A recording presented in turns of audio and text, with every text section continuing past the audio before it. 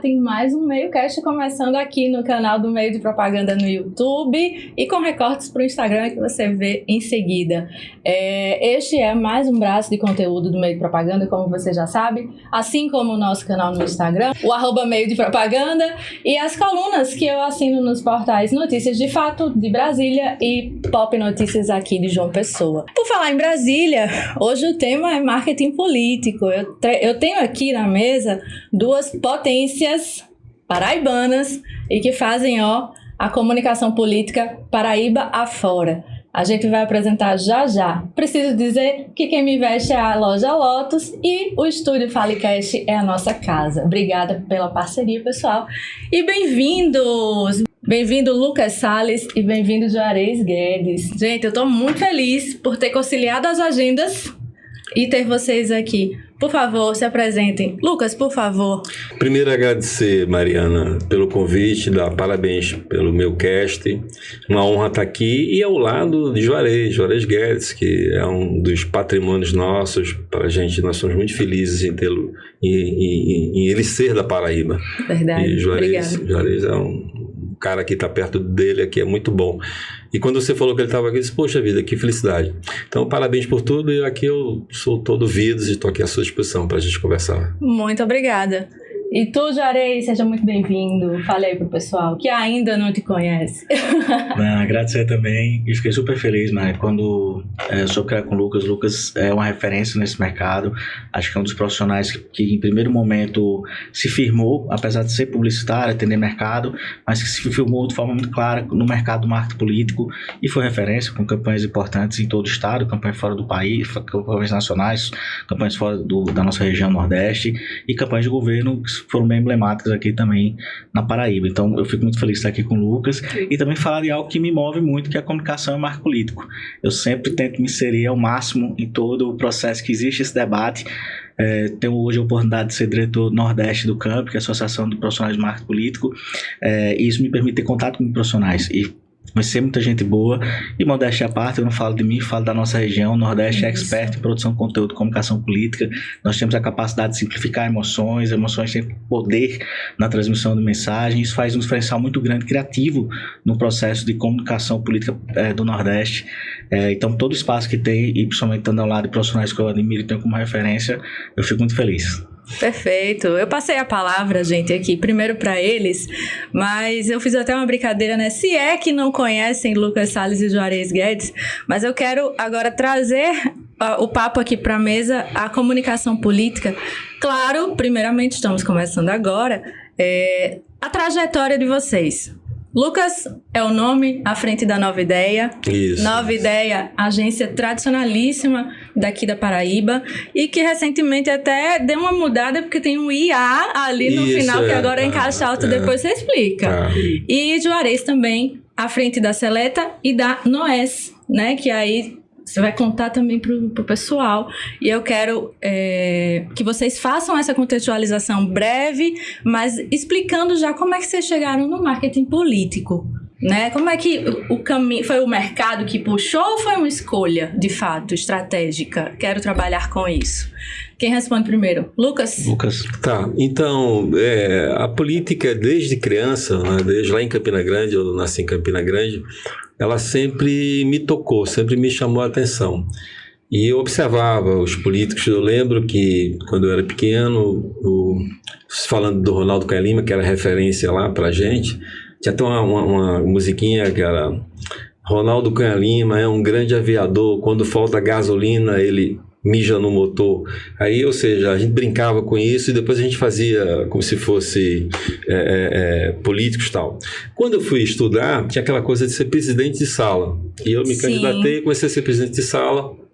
Fui presidente do Centro Acadêmico também de Comunicação, onde eu fiz jornalismo, lá em Campina Grande, na UEPB. E depois dessa experiência como presidente do Centro Acadêmico, eu resolvi ir para os bastidores, não é? Embora eu goste muito da política, não é? Essa coisa, já fui candidato no Distrito Federal, já fui candidato em Campina Grande também, no início, porque eu gosto muito da política. E, então, essa minha vivência desde o início, né? Desde pequeno, eu fui buscando, depois a gente vai se informando e tal, e vendo o que tem a ver com você.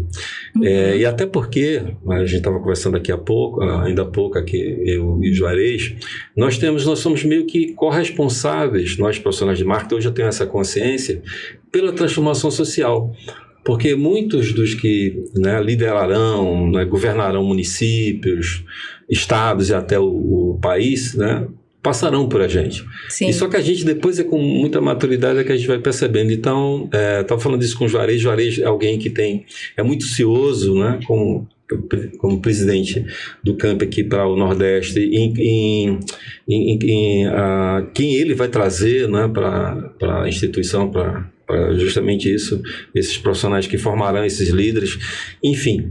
Então a política está desde o início e hoje, né, já com algumas campanhas, com alguns resultados, tal, eu olho um pouco mais em relação às escolhas, né? Eu estou muito nisso de quais os projetos que eu vou trabalhar, mas isso também eu comecei lá cedo, comecei lá atrás. Eu acho que vem da maturidade, né? Cada um. Do então, avanço e da trajetória. Eu tenho uma percepção em relação à esquerda, direita, aqui a gente coloca sobre isso, depois a gente pode falar sobre isso. Hoje o país está polarizado, mas eu entendo que nós podemos sim contribuir, nós profissionais de marketing podemos sim contribuir com uma consciência, né, política, em relação à cidadania.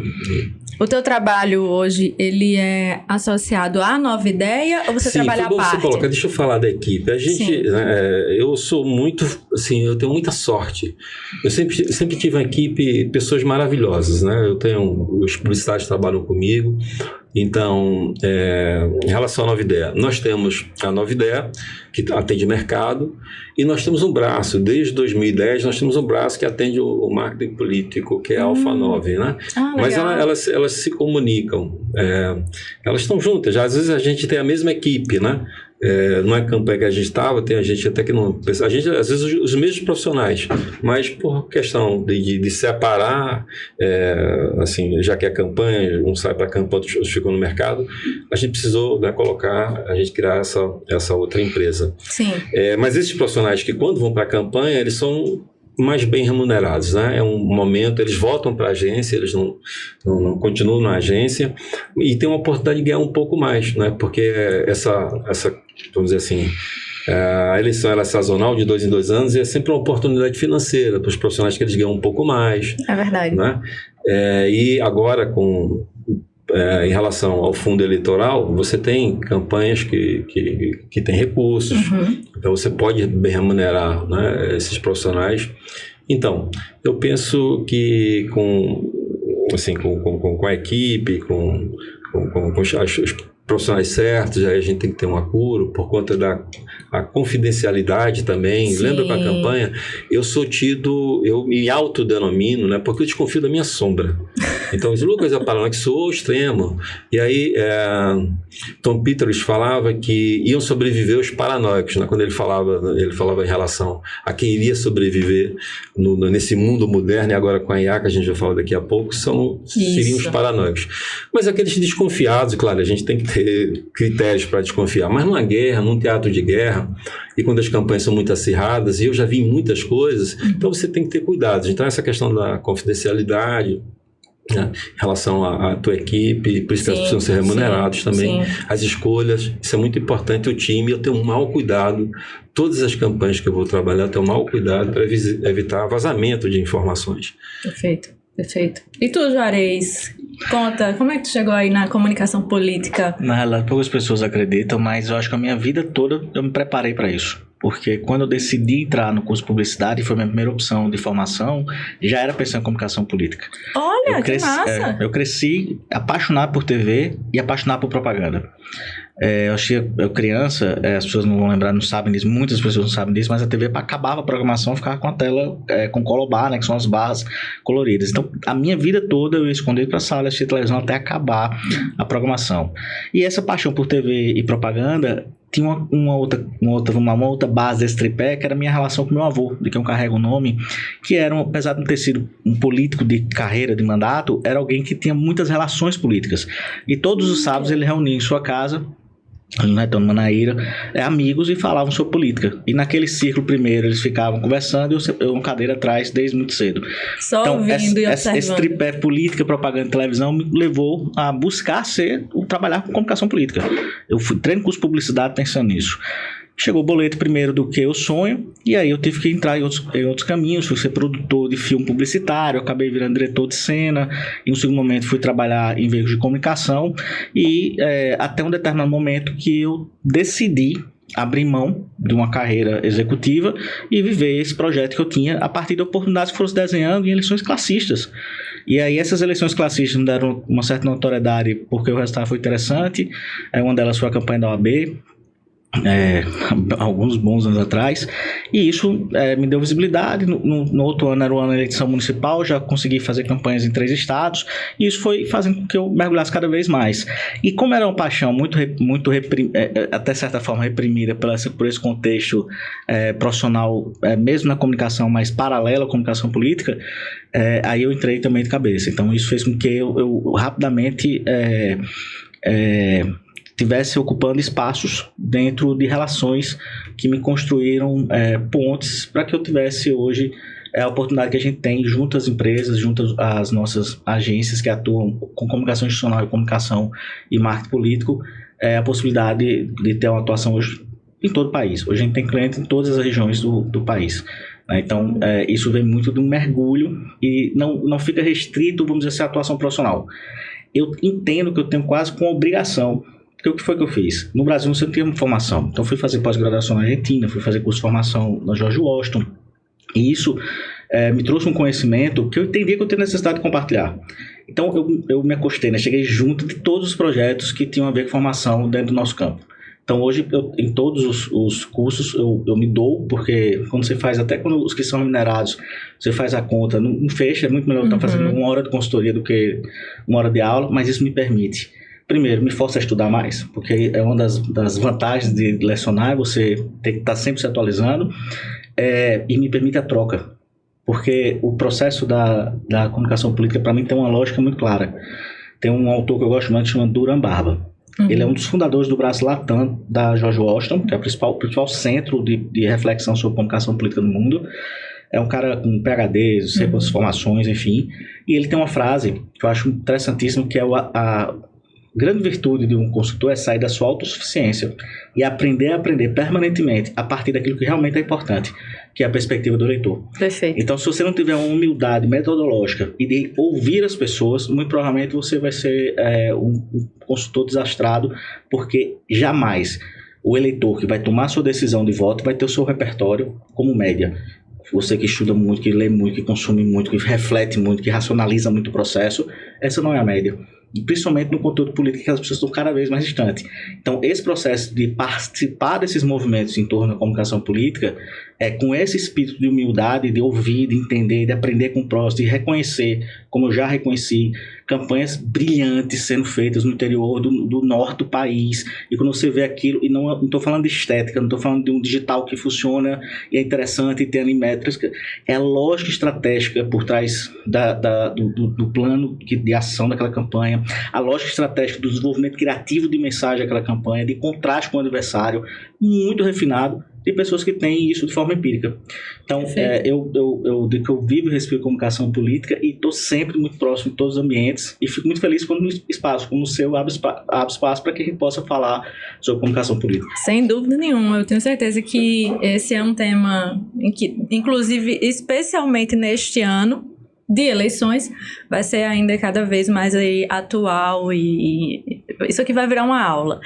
Os meiocasts, eu sou até suspeita para falar, mas os meiocasts aqui, eles viram meio que aulas sobre as temáticas, assim, porque é uma carga tão pesada de conhecimento que vem aqui para essa mesa que eu fico orgulhosa. E esse aqui, sem dúvida nenhuma, já está sendo também uma aula sobre comunicação política e marketing político.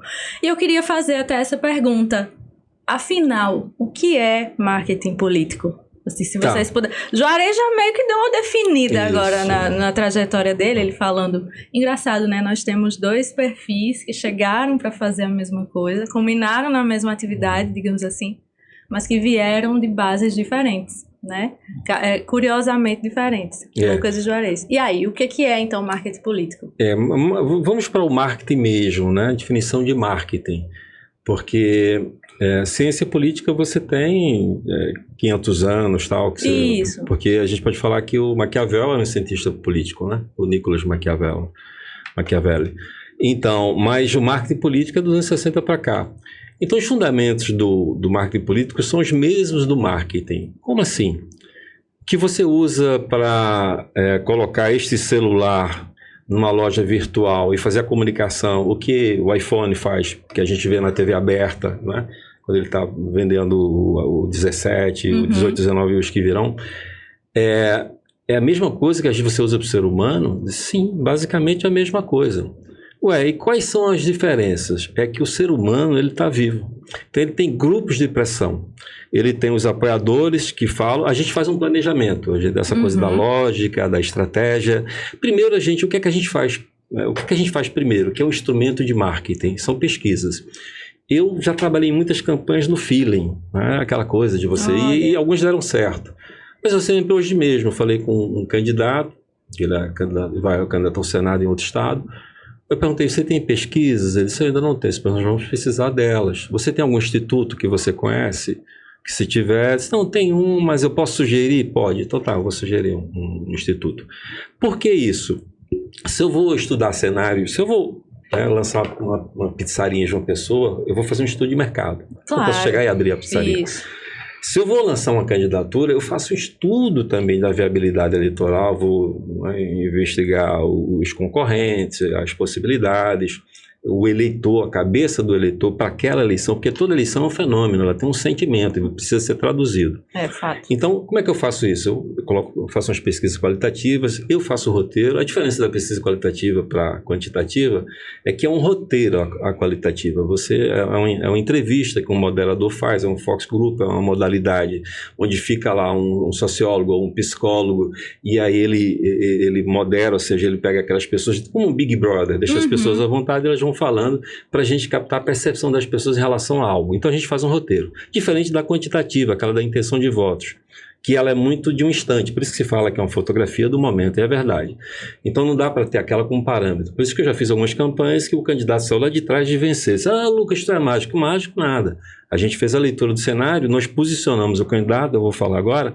Então, se o candidato é disciplinado, é isso que eu estava querendo te falar, a gente posiciona e ele segue a orientação, esse planejamento. Quando ele não é disciplinado, então os grupos de pressão, os apoiadores falam, ele vai para cá, ele dorme com a esposa fala, se for um prefeito, um governador, presidente, aí ele vai para cá, na rua alguém fala alguma coisa, ele vai para cá. Então, veja bem, diferente desse celular que está lá na loja virtual, ou numa loja física, e ele vai esperar. A gente faz a campanha, as pessoas recebem o impacto da comunicação e aí fazem a compra. Então, do ponto de vista de marketing, os ensinamentos são os mesmos. Eu fiz um mestrado aqui, lá ainda, defendi minha tese nos anos 2000, aqui na Universidade Federal, em administração e marketing. E minha tese de mestrado foi estudando marketing político. Aí eu tive que fazer, eu vim desde a ciência política, a evolução, até chegar à evolução do marketing, até o marketing nos anos 2000, né? O que a gente diria de marketing nos anos 2000, isso. E aí isso também abriu minha cabeça, que eu venho da publicidade e propaganda. Eu fiz uma pós lá na SPM, publicidade e propaganda. Eu venho do jornalismo, eu fui repórter de vídeo, né? Eu fui repórter de vídeo na Rede Paraíba, na Rádio Correio, na Rádio Campina FM, na Rede Globo Nordeste, né? Eu fui descoberto por caça-talentos em Campina Grande, e eles me levaram para a Rede Globo Nordeste. Foi aí que eu percebi, lá na televisão eu também fui editor, eu fui tudo, televisão, repórter, editor, apresentador de Bom Dia, né? E depois eu percebi que eu queria trabalhar com agência. Aí eu saí da TV Globo Nordeste, muita gente disse, você é louco, tal. Zé Raimundo, que é da Rede Globo Bahia, que hoje não está mais, que ele também saiu, aposentou, disse, cara, ele dizia que ia dar muito certo na Rede Globo, mas eu queria empreender, eu queria colocar aqui a Nova Ideia, que a gente tem há 35 anos, é uma empresa longeva, com o mesmo CNPJ, made in Paraíba, nasceu em Campina Grande, veio para cá, aí hoje a gente atua, né, na Bahia, mais localizadamente na Bahia, em Pernambuco e lá no Distrito Federal. Agora, é claro que estamos abertos assim, para trabalhar em qualquer lugar. Se a campanha, quando eu falei de escolhas de campanha, é que eu realmente me sinto, Mariana, corresponsável. Então, você tem que dar uma avaliada naquele candidato, o passado dele. Olha, a gente está vendo aí o Banco Master, né? Então, você tem que olhar o passado, conversar um pouco. Eu sempre que a pessoa, acho que o Juarez faz a mesma coisa, que alguém me convida, eu vou olhar no olho. Ou se não faço, eu faço mesmo que seja alguma coisa virtual, uma videoconferência, um call e tal, mas eu quero olhar para ele, quem é ele, eu faço algumas perguntas. Uma coisa que eu tenho feito, né? Eu lecionei em universidades aqui, professor de propaganda, lecionei de 20 anos para cá, hoje eu só leciono em pós-graduação, mas eu tenho um cuidado assim de olhar no olho, ver qual é a intenção. E agora eu estou concluindo o curso de psicologia, que é o que me deu assim, eu precisava muito da psicologia. Eu fiz um MBA em neurociência, aí entendi que eu precisava da psicologia, eu concluo agora o curso de psicologia. Mas para quê? Para entender qual a intenção. Porque essa pessoa, e hoje eu tenho a idade, você vai chegando e tal, você se sente realmente corresponsável. Então, essa pessoa vai liderar muita gente. Então, o que a gente vê aí em relação aos problemas da saúde, os problemas de mobilidade, de infraestrutura, os problemas de educação. O Brasil tem um potencial maravilhoso. A diversidade da nossa raça, como dos biomas, né? A mesma coisa, é o único país do mundo. Não tem Austrália, não tem Estados Unidos, não tem ninguém. Agora, nunca foi dito isso de forma consciente para o brasileiro. Então, a gente tem um vazio, um hiato em relação à educação muito grande, que isso nos 3 níveis, né? No município, no estado e nível nacional. Bom, eu penso que nós profissionais de marketing temos, não é só a questão financeira, que eu gosto de ganhar dinheiro, como qualquer pessoa gosta de ganhar dinheiro, mas não pode ser apenas a questão financeira. Então a gente tem que ter um cuidado, e num momento tão importante, né? Eu diria, a gente tem guerras hoje no mundo, a gente tem muito desequilíbrio, embora uma polarização, mas tem muito desequilíbrio social. Então eu penso que a gente tem que ter um cuidado nas escolhas, por isso que eu gosto de olhar no olho e tal. E tu, Juarez, acrescenta? O que é marketing político?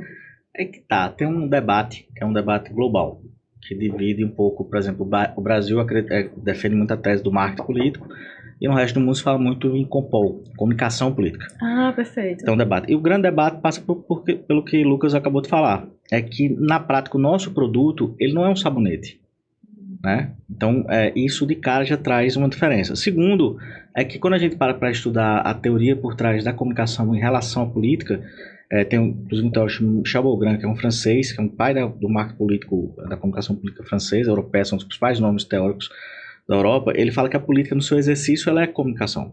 É comunicação para você conseguir espaço dentro do partido, é comunicação para você conquistar o voto, é comunicação para você prestar contas do que você tem feito. Agora, a comunicação é meio e não fim. É uma prática do exercício. O que a gente tem visto hoje? Muito político fazendo a comunicação um fim. Não só político, mas como estruturas políticas. Partidos são guiados meramente por algoritmos, mundo afora. Então, isso está muito presente. Então, o que eu diria para você? O que eu faço? Como é que eu defino o meu trabalho? Se ele é comunicação política ou marketing político? Na essência, eu tenho um tripé, que é muito claro. Lógico que existem várias nuances, várias outras etapas, mas, de grosso modo, eu preciso compreender o sentimento público a partir do diagnóstico, com profundidade, e isso pesquisa qualitativa, entrevista de profundidade, grupo focal, para tentar entender quais são as demandas e, principalmente, percepções do eleitor, porque é a partir do repertório dele que molda essas percepções que ele vai tomar a decisão dele. Então, não é sobre os fatos a eleição. Mais importante do que o fato, do que a realidade, é a percepção dela, porque é a partir disso, dessa percepção, que o eleitor toma sua decisão. Então, conhecer isso com profundidade, entender as camadas de emoções distintas que movem eleitores, que têm contextos cada vez mais distintos em todos os aspectos, inclusive de consumo de mídia. Quando a gente para entender o estudo da comunicação como um todo, ele começa a ser analisado a partir da massificação, que hoje foi extremamente fragmentado. Por mais que você tenha canais com muito impacto de alcance, o consumo hoje, Lucas é um grande publicitário, sabe que, por exemplo, hoje uma campanha na TV precisa ter muito mais frequência do que antigamente. Antigamente você podia ver 2, 3 vezes e fixar, ter recall daquela mensagem, mas hoje você é impactado milhões de vezes por vários inputs. Então, compreender, inclusive, quais são esses canais de alcance para conquistar, fazer com que essa mensagem chegue adiante, entender o cenário, esse contexto, com muita clareza quem é o eleitor que eu preciso mover, qual é o eleitor que eu preciso desmobilizar, que é o do meu adversário, qual é o eleitor que está em disputa. Dentro desse eleitorado, os vários clãs que se dividiu a sociedade, enfim. Essa é uma primeira etapa. Ter muita clareza disso. Segundo, a estratégia seja execuível. Eu tenho um lema que o mundo é de quem faz. Não adianta você criar uma tese de doutorado, ser tecnicamente o planejamento estratégico mais perfeito do mundo, se aquilo ali não pode ser colocado em prática. E para colocar em prática tem um negócio que define tudo, que é recurso. E recurso não é só dinheiro, é dinheiro também, mas é capital humano, ativo de imagem, ativo tempo. Se você não tiver tempo para aplicar aquela estratégia, ela não vai alcançar o seu propósito nunca. Então, a partir dessa estratégia, eu tenho muita clareza de quem é meu eleitor, o que move esse eleitor a partir do diagnóstico. Tem uma estratégia que eu executo baseada nos recursos disponíveis para aplicar para alcançar os nossos objetivos, e tem uma criatividade que é uma grande marca nossa. Quando eu falo, por exemplo, lá atrás que eu bebia muito na fonte da TV e da propaganda, quando a gente para ver a própria história da comunicação política brasileira atual, e vamos lá de trás, Loura Mendonça, enfim, Geraldão, enfim, João Santana, que até hoje está atuando, mas nessa virada de chave que vem junto com a redemocratização do país, foi a junção de duas grandes indústrias. A TV e a propaganda se uniram. Naturalmente, quando eu falo TV, tem ali também o jornalismo envolvido, mas se une, claro, e forma essa comunicação política que encanta o mundo. Dificilmente, eu participo muito de premiações internacionais, inclusive fui jurado do Polaris por 2 anos, que é o Prêmio Europeu de Comunicação Política. É completamente distinto quando você vê a criatividade brasileira e quando ela é colocada e ver como as pessoas ficam encantadas, como a gente tem a capacidade de traduzir emoções, de fazer conteúdo político de excelência. Eu imagino. E com detalhe, eu bebo muito dessa fonte porque é a fonte que me fez pensar e desejar trabalhar com comunicação política, mas eu também sou completamente aficionado pela métrica do modelo americano, que tem uma estratégia onde a mensagem tem que ter indicadores, onde aquilo que parece ser abstrato para nós brasileiros está muito no nosso feeling. Tem métricas, tem indicadores, tem que ter validação racional por trás ali. Eu tento misturar sempre essa fonte. E a criatividade é essa oportunidade que a gente tem de construir, de conquistar a atenção. A criatividade ajuda a gente a criar uma janela de oportunidade de conexão emocional, porque durante muito tempo a gente teve uma lógica e foi replicado muito isso, de um storytelling onde o político é o herói. O político é meio para que o eleitor se torne herói. Qualquer movimento político que você parar para prestar atenção hoje, os eleitores ou as pessoas que pertencem àquele grupo foram conectadas por uma mensagem que era tão relevante para elas que aquilo passava a ser a mensagem dela. E isso gera um movimento que faz com que elas comentem isso com as pessoas. Elas precisam levar isso adiante. E é a partir dessa conversação pública existe a conversão do voto. Então, na minha opinião, a criatividade tem que ter essa capacidade de conquistar a atenção nesse meio de ruído e fragmentação do consumo de conteúdo que a gente tem hoje, para que as pessoas dediquem algum tempo para olhar e sem impactar por qualquer mensagem. A partir disso, criar uma janela de oportunidade de conexão emocional para que aquela mensagem seja, inclusive, muito mais efetiva, e a partir disso criar um processo que, não diria que é um funil, mas é de endurecimento desse leitor para que ele se torne núcleo duro e evangelizador da mensagem. Então, em síntese, é esse tripé: sentimento, estratégia e criatividade que move o meu trabalho. Com todos esses diferenciais, porque eu costumo dizer até que é o seguinte, a gente lida com um negócio que é muito complexo, que é a gente. E eu me coloco também, eu acho que se eu for parar para fazer algum tipo de como é que psicólogo faz? Análise. Eu sou meu doido, como todo mundo é. Então, gente é muito complexo, entendeu? Gente é muito difícil. E a gente lida com coisas. Vê só, a comunicação política, ela é um conteúdo que as pessoas não querem consumir. Não querem. Você vai dizer, mas tem uma galeria hiperengajada. Tem. O que os estudos mostram hoje? Existe uma galeria hiperengajada que ocupa um espaço de fala muito alto, que reverbera muito, mas é uma fração do eleitorado. A maioria está cada vez mais entrando num processo, não significa dizer que vai deixar de ser direita ou esquerda. Continua até com princípios de direita ou com um pensamento um pouco mais à esquerda, mas distante e cansado, em um ambiente onde você tem uma... Qual o sentimento macro hoje? O Brasil todo. Principalmente nos grandes centros. Está estabelecida uma frustração. Se tem uma lenda, porque mais da metade, metade dos brasileiros está na informalidade, mas os brasileiros que buscam emprego e faz essa coisa aí do pleno emprego, você tem hoje no Brasil pleno emprego, você tem taxas de 6% de desemprego, você é pleno emprego em qualquer lugar do mundo, sem que as pessoas não tenham poder de consumo. Então isso gera uma frustração. E é que está, durante muito tempo se vendeu o sonho de que se você tiver um emprego, você vai conquistar os seus sonhos. as pessoas hoje têm emprego e não conseguem pagar suas contas de sobreviver. Então, esse ambiente de frustração, e é que tá, ele influencia em qualquer ambiente. Ele está presente. Vai cansando, né? Então as pessoas Você não quer saber de eleição. Não vai mudar para a política deixa de ser percebida como um canal para solucionar algo. Entendeu? Isso, exato. E aí vai. Casos Marcha da vida, CPIs de INSS. Mas aí vocês não acham, então, que essa comunicação política... É uma pergunta provocativa. Essa comunicação política ela tem que ser mais dissolvida na narrativa para chegar nessas pessoas desacreditadas? Novamente, comportamento do eleitor. Sim. A gente tem, nas últimas eleições, o nível da abstenção, ou seja, as pessoas estão mais apáticas, justamente por isso. Essa polarização, agora esse escândalo, a corrupção não estava mais como um dos principais itens. Já está aparecendo em segundo lugar ali em relação à segurança, né, à violência, até mais que saúde em alguns momentos. Então a corrupção voltou a ser uma preocupação em nível nacional e tudo isso vai frustrando o eleitor, né? O eleitor vai ficando mais apático, então é tudo igual, tal. Isso é muito ruim. Né? Vocês, não, mas isso é democracia, mas é muito ruim quando as pessoas não querem mais ter um pouco mais de atenção para escolher o candidato, né? Não tem paciência para escolher o candidato. Então, o menos pior, e tá aí vai. Não é aí que a gente... Aí é onde nós não concordamos com esse tipo de comportamento. O que a gente quer é dar consistência para os candidatos. Na maioria dos candidatos que a gente trabalha, a gente também estabelece políticas públicas. Quando a gente faz essas qualitativas, elas têm que ser lidas. A gente lê as entrelinhas, a intertextualidade. Então, tem um relatório do pesquiseiro que ele entrega para a gente, mas a parte criativa, que é onde você emociona as pessoas. Faz né? a diferença. É que faz a diferença. Então, a estratégia, agora a parte criativa é que vai emocionar, que vai prender, que vai trazer as pessoas. E é uma coisa que o Juarez bem colocou em relação ao Brasil, na propaganda que a gente faz, a propaganda de varejo e tal, nós somos reconhecidos há mais de 30 anos, a gente está sempre em segundo, terceiro lugar, como um dos países mais criativos em relação à propaganda do mundo. E por isso você vê também na questão do marketing político e eleitoral. Em relação ao marketing, é porque marketing é planejamento. Marketing é planejamento, é só isso. Marketing é uma estratégia. E a comunicação, então, ele vai, inclusive, brifar o que a comunicação vai fazer, o que a publicidade vai fazer, como o jornalismo vai fazer, e vai atuar. E nesse momento que a gente tem essa coisa do digital, a gente vai falar daqui a pouco, mas por isso que eu sempre digo, as campanhas são digitais.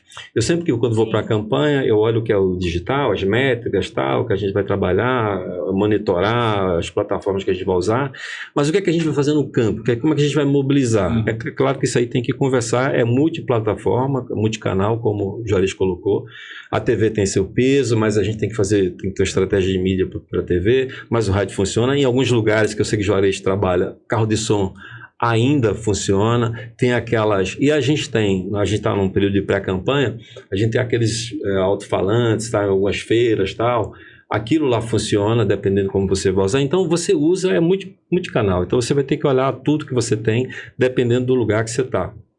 Mas como o Juarez colocou, eu penso assim, o marketing político do Brasil, eu penso que é praticado aqui é um dos melhores do mundo, não tenha dúvida. Por isso que os profissionais do Brasil, quando vão para fora, eles são muito bem recebidos, eles conseguem fazer leitura. Aí eu voltaria até eu penso que é o tecido social. Novamente, essa diversidade, nós somos criados numa diversidade muito rica. Isso dá para a gente uma visão grande angular, já como o Juarez está falando, gosta de televisão, câmera aqui, é aquela visão ampliada, né? Que a gente olha e enxerga todos. Porque não tem como fazer isso, trabalhar com isso e ser bem sucedido, se você não gosta de gente. Se você não gosta de seres humanos, verdadeiramente. Eu costumo fazer meus textos em shoppings, em praças de alimentação. Então eu já fiz textos de encerramento de campanhas onde eu chorava, porque eu estava fazendo o texto, uma coisa que eu nunca tinha dito isso. E tem gente que diz que tem dificuldade. Então eu gosto de barulho, eu gosto de movimento, eu gosto de sentir as coisas. Eu olho para uma pessoa, então muitos dos textos que eu fiz encerramento de campanha, que depois as pessoas choravam, se emocionaram, eu fiz dentro de shops, dentro de praças de alimentação. Eu faço em qualquer lugar. Você emocionou primeiro. E me emocionava. É isso que eu disse, cara. Então isso vai ter um... Aí hoje eu sei que rola isso. Então se eu escrevo lá e eu consigo me emocionar, aquilo vai funcionar. Agora, claro, já com as métricas, com as informações que a gente precisa construir, as histórias, storytelling e tal, para emocionar com dados. A gente não vai fazer isso só no feeling, só usando só a criatividade. A criatividade, por exemplo, eu gosto de compor, eu gosto de tocar e tal. A criatividade autoral, ela está solta. Eu faço o que quiser. Eu mostro para a Juarez fala alguma coisa comigo. Aí eu disse, não, mas isso aqui é um trabalho autoral. Mas quando eu estou trabalhando um jingle, e se a gente está, o jingle ou qualquer outra peça, eu mostro para a Juarez e ele disse, Lucas, eu penso que chega mais você fazendo isso. Eu já aceito. Porque aquilo não me pertence, aquilo eu tenho que entender que minha criatividade, ele as pessoas fazem sentido para as pessoas. Como estrategista, ele fez uma leitura lá. Eu posso até conversar com ele entende, tá, Lucas, então valeu. Mas eu vou aceitar o feedback dele. Você entende a diferença da criatividade na comunicação, no marketing, é diferente da criatividade do artista plástico, do escritor. Não, e tem um detalhe que é o seguinte, minhas campanhas elas acabam sendo muito premiadas e tal, tem muita peça criativa, eu uso muito a criatividade como esse gatilho de atenção, de construção de conexão emocional, ok. Mas minhas campanhas, eu tenho aquela frustração do artista, eu acho. Porque quando eu paro para analisar, ela é muito mais estratégica do que eu faço muita coisa que vai de encontro a essa regra, esses regramentos do digital, ou regramento das pessoas que tentam impor, simplificar um processo que a gente está falando aqui que é super complexo em relação à comunicação política. Eu faço aquilo que precisa ser feito. E quando a gente para entender, tem um documentário que é maravilhoso, esqueci o nome dele agora, mas se você pesquisar, todo mundo vai achar que... tem um filme com Sandra Bullock que é inspirado nesse documentário, que é a eleição na Bolívia. E aí você tem o Carvalho, que era o maior marqueteiro do mundo, que era o marqueteiro Bill Clinton, naquele momento, o maior consultor político do mundo, de estratégia, e ele vai para Bolívia, fazer um dos candidatos a presidente que acaba vencendo a eleição. E aí, em determinado momento do documentário, ele fala um negócio que é brilhante. Ele diz assim, parafraseando, tá? Não é exato, mas ele diz assim, os clientes ficam achando que a gente vai trazer a nova revolução de Harvard, um novo método de convencer pessoas descoberto pela NASA, e na prática a gente vai vir aqui fazer uma mensagem relevante, simples. E repeti-la ao máximo. Então, a criatividade dentro do processo de comunicação política, ela tem que ser efetiva, ela tem que fazer sentido para as pessoas. E qual é o grande desafio nosso? É a partir do senso comum, que em tese é o mediano, fazer algo extraordinário. Eu fui observador internacional da eleição do Milei, na Argentina. Foi a segunda vez que eu tive a oportunidade na Argentina de estar como observador internacional. E quando você para ver a estrutura da mensagem de Milei, era extremamente simples, dentro daquele contexto. Era simples. E era literalmente condensado em uma frase que era muito mais do que um slogan, era uma frase. Ele até tem um slogan do avanço, alguma coisa, mas era essa frase. Se você quer uma Argentina distinta, se você quer uma Argentina diferente, é impossível com os meios de sempre. Tinha filme dele, da TV, de 1 minuto, que começava com essa frase, que essa frase era repetida no meio. Aí vinha outro conteúdo e finalizava com essa frase. É mesmo? Não tinha um eleitor de Milei que eu conversei, que ele não repetisse isso. E, na essência, o que movia as pessoas era que elas queriam uma Argentina diferente. Isso, de fato, era impossível para os meios de sempre. Entende? Então, a criatividade dentro do nosso processo... Porque eu tô falando muito sobre isso ultimamente, que as pessoas começaram a achar que, por exemplo, as campanhas que a gente faz, a criatividade está à frente. Não. Ela está a serviço do estratégico do propósito. E uma coisa interessante, o sentimento que a gente falou, que toda eleição é um fenômeno. Então, ela tem um sentimento que a gente tem que captar, que não é simples essa tarefa de captar. A gente tem que trabalhar muito, ou seja, vamos ter que transpirar muito para a gente captar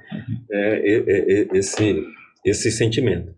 Mas qual era o sentimento da Argentina, né, em relação a Milei? Né? Claro, ele estava no lugar certo, na hora certa. Isso. Olha a frase e o sentimento. Se cabe, se casa. A frase. Casa a Argentina, totalmente com o sentimento que tinha. Então, eu repetia aquela coisa, porque publicidade é repetição. Depois que você escolhe, você vai... Não, só para essa campanha argentina, ela é interessantíssima, porque do outro lado você tinha, inclusive, profissionais brasileiros fazendo o candidato da situação, Massa. Campanha brilhante, a campanha dentro do possível. A gente estava acabado, o cara era secretário fazendo, os caras trouxeram o cara competitivo para ir para o segundo turno e, em tese, em determinado momento, parecia até que tinha chance. A campanha brilhante, tá, os caras foram muito bem, uma equipe brasileira muito boa, tá, enfim. Mas tem um negócio interessantíssimo nessa campanha, que é sobre essa coisa da percepção do eleitor. A percepção do eleitor é determinada frente aos fatos. Teve o único debate lá, se junta todas as televisões ou as televisões que queiram participar desse pool de emissoras e transmite um debate. Então, no debate Milei e Massa, Milei leva uma surra. Uma surra. É humilhante. E o cara era o leão. O símbolo dele era o leão. Como é que o leão leva uma surra dessa? Contraditório. Ele usava o símbolo do leão. Ele tinha material de campanha com o leão. E levou uma surra. Foi um desastre. Aí você vai dizer, pronto. Perdeu a eleição. Aí vamos para qualitativo. Sabe o que a qualitativa dizia? Que o eleitor olhou assim e fez: Milei não é político, não. Ele não está preparado para essas coisas. O Massa foi muito bem porque ele é um político profissional. E a gente não quer um político profissional. A gente quer uma Argentina diferente, é possível com os mesmos de sempre. Então, essa riqueza desse... Por isso que eu digo, um negócio desse, você querer simplificar em 3 passos para ganhar uma eleição, 10 regras, não sei o quê. E é aquilo que eu disse, a humildade de reconhecer aquilo que é importante, que é a percepção do eleitor. Não é a racionalidade da gente, tecnicamente Massa venceu. É daí que Massa venceu tecnicamente se o eleitor percebeu outra coisa. Eu não vou falar aqui, por exemplo, eu acompanhei muito, e não tenho um dado qualitativo, mas o meu qualitativo de conversar muito política. Aconteceu algo parecido aqui na Paraíba com o Maranhão. Sim. Quando tinha determinados debates que o adversário era muito avassalador, eu sentia que existia uma compaixão. Pronto, compaixão, né? E é que tá, tem um estudo que mostra que o latino-americano, ele tem uma tendência de se comparecer mais com quem está, por exemplo, falar... Fracos e oprimidos, né? Acabam que tem uma... Exatamente. Então, às vezes, até o efeito manada que se fala de pesquisa, lógico que existe determinada conjuntura, cada eleição cada eleição é diferente, mas às vezes o efeito de transferência de voto é maior para quem está atrás que quem está na frente, pelo sentimento de compaixão do latino-americano. Ô, gente, e vocês, claro, já falaram em todas essas abordagens aí sobre mídia, falaram sobre TV, rádio, enfim. Mas o papel da mídia, do on e do off, como é que está atualmente? Eu queria fazer essa pergunta e aí a gente já faz uma condução também para a parte do on, falando sobre essa questão de algoritmo e tudo mais. Lucas falou e concordo contigo, o valor do rádio, o valor da TV, o valor do carro de som, o valor do alto-falante na feira, né? Mas eu queria que vocês endossassem isso e aí a gente vai para essa questão do on, que é uma coisa que está muito em alta e cada vez mais, sobre discurso e narrativa no online. Se o algoritmo vale mais do que um discurso, se não, como é que está sendo isso? Por favor, falem aí sobre as mídias. Tá, como eu te falei, é multicanal. Como está o digital, o que se fala, e não é agora, desde 2008, da eleição do Obama, né, tanto que a gente realizava um evento aqui, Largada para a Vitória, em 2010. Sim. A gente trouxe o profissional que trabalhava com a Dilma, e trouxe a Gil Castilho e tal, e desde então eu comecei a falar para as pessoas a importância que seria a internet. A gente não tinha força das redes sociais, era apenas a internet, os sites e tal, e tal. Mas voltando, hoje existe uma mitificação em relação a isso, né? O que é que se faz? O tempo todo se trabalha por like, por view, por engajamento, né? Que ele é importante, mas nem sempre é essa coisa que Juarez acabou de colocar lá no debate. Nem sempre aquilo vai se transformar, e a gente tem outros lugares. Em votos, né? Você não vai materializar. A gente tem a eleição de São Paulo, do Pablo Marçal. Poxa, o Pablo Marçal estava eleito, então. Mas quando ele foi para os debates, as coisas todas, então, aí acaba que o rei fica nu. Mas como é que eu penso isso? Eu penso, por isso que eu falo sempre em digital, né? As campanhas são digitais, eu penso, quero saber quem é que está mobilizando, quem é que está na rua, usar o que a gente tem no digital para conectar, para os eventos, claro, promover o candidato, a gente tem aqui do lado João Campos, que virou referência, e todo mundo também quis ser João Campos. Teve um momento que você olhava... Fato, teve... Caramba, eu ia falar aqui, mas como não foi a gente, eu não vou falar. Eu vi uma pessoa em nível nacional errar quando se posicionou nas redes. E assim, o cargo que ele exerce não tinha a ver com aquele posicionamento digital, apenas digital. Entendi. Eu vi que aquilo não ia dar certo e não deu. Vontade aqui de falar, mas não vou falar, tá? Porque a gente vai expor outros profissionais, que eu nem sei quem criou, mas dá para perceber que não parecia. Então, o que é que eu penso? Você tem que ter a estratégia digital, a presença digital, de acordo com o que você vai fazer na rua. E esse candidato aqui, por exemplo, quem é ele? No posicionamento é o principal profissional candidato. Vai fazer mídia training, ele sabe o que é. Ele sabe, por exemplo, ele sabe quem é ele, tá? Ele sabe quem vai estar contra ele é contra o quê? Porque você, na eleição, você também ganha muito do que você é contra do que você é a favor, né? E você vê hoje porque está polarizado. A cabeça do eleitor, né? Qual o sentimento do eleitor em relação a ele? Então, depois que você pega isso tudo, aí você constrói uma estratégia digital. Então, ele está posicionado assim, os vídeos dele serão assim, ele vai, em algum momento, ele vai brincar. Tem candidato que não dá para brincar porque ele não tem a ver com ele. num debate, quando ele estiver exposto, porque vou falar de campanhas e tal, para novamente evitar pessoas, mas a gente prepara um candidato num estúdio como este, está lá o TP, o teleprompter, a gente faz, ou faz ele na rua e faz o que ele tem que comer, que tem que, né, se expressar e tal. No debate, que os debates hoje não tem como, eu estou falando em campanhas majoritárias, para senador, para governador agora, tal, presidente da República, tem um momento que ele vai participar desse debate, então ele vai se expor. Você vai perceber que não é ele. Então, o que a gente tem que fazer, trabalhar o digital, né, as métricas, e a gente também, o tempo todo, você tem que fazer a leitura das métricas, tem que minerar dados, essa coisa das menções são muito importantes. Para mim, são pesquisas qualitativas, eu gosto de vê-las. Às vezes eu faço saque. Tem algumas campanhas que propositalmente eu faço saque, algumas vezes eu vou lá e faço saque, eu quero conversar com alguns eleitores, às vezes eu vou por direct com eles. Olha. Eu já fiz isso, então então é legal como você usa esse instrumento. Então, voltando, para mim, ele tem que saber quem ele é, para quem ele está falando, quem é contra ele, né, e como os eleitores estão pensando em relação à eleição e em relação a ele também, para a gente construir. Aí a gente a gente cria uma estratégia digital, para o digital e também para a mobilização, que eu entendo que é muito importante. Essa coisa de rua também, dos eventos, tal. Você precisa, agora mesmo, você está na pré-campanha, mas tem muita gente fazendo evento. Cuidado aqui para não falar.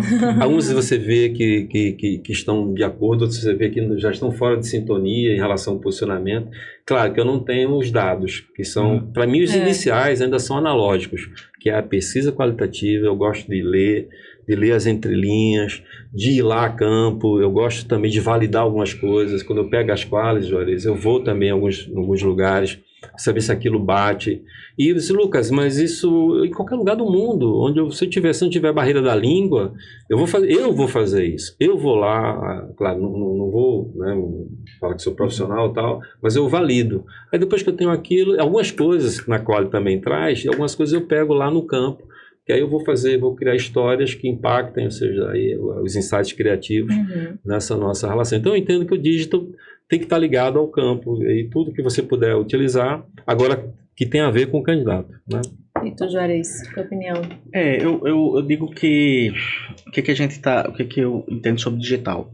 Digital, ele é para construção de relacionamento. É um canal para você ter um relacionamento e construção de público núcleo duro. Vocês acham, mas tem métricas que são elevadas. Você pega o Nicolas, ele tem 100 milhões, 200 milhões de views e tal. Nicolas é o extraordinário, que a gente sempre vai ter, é referência para muita coisa, não só Nicolas, mas os outros players políticos, que não dá meia dúzia. O ordinário do dia a dia, da maioria deles, não vai ter e nunca vai ter, porque não tem espaço para todo mundo ocupar esse espaço. Esse espaço extraordinário dentro do processo de comunicação é desse tamanho e está ocupado por esses players. Então, isso tem que ser a meta. E como é que você faz isso?